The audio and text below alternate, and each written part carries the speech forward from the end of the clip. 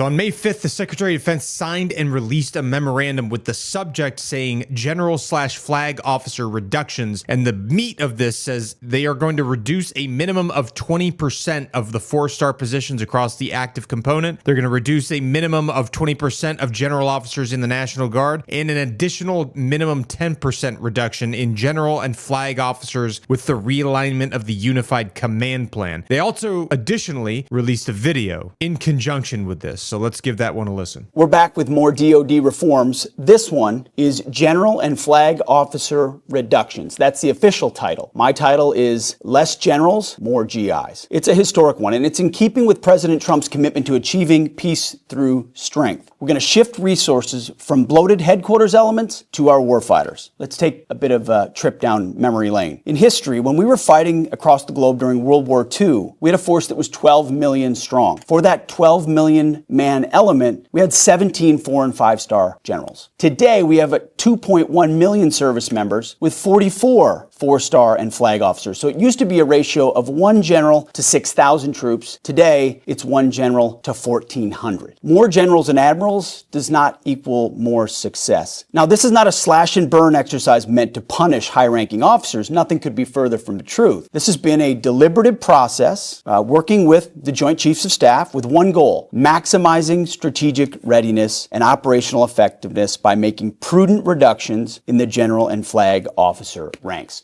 So there's 2 phases here. Phase 1, we're looking at our current service structure. And in phase 2, it's a strategic review of the Unified Command Plan. Now, this is going to be, we think, the most comprehensive review since the Goldwater-Nichols Defense Reorganization Act of 1986. That was a generational change in combat command structures, planning, training, geographic areas of responsibility, mission, and operational responsibilities. So as I said, it's going to happen in 2 phases. The result of phase 1 is a minimum of 20% reduction of 4-star and flag officers for active duty elements and a minimum of 20% reduction of general and flag officers in the National Guard Bureau. Phase 2 will produce a minimum of an additional 10% reduction of overall general and flag officers throughout the DoD in conjunction with a realignment of the Unified Command Plan. It's going to be done carefully, but it's going to be done expeditiously. We confront a complex and evolving threat environment.